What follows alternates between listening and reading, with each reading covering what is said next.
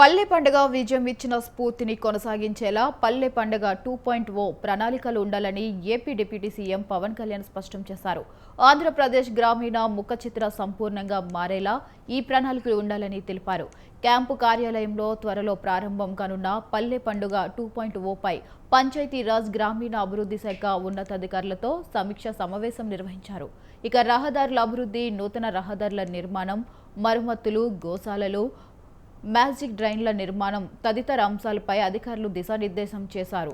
ఇక ఈ సమీక్షలో రాష్ట్ర పంచాయతీరాజ్ గ్రామీణ అభివృద్ధి శాఖ ఉన్నతాధికారులు పాల్గొన్నారు.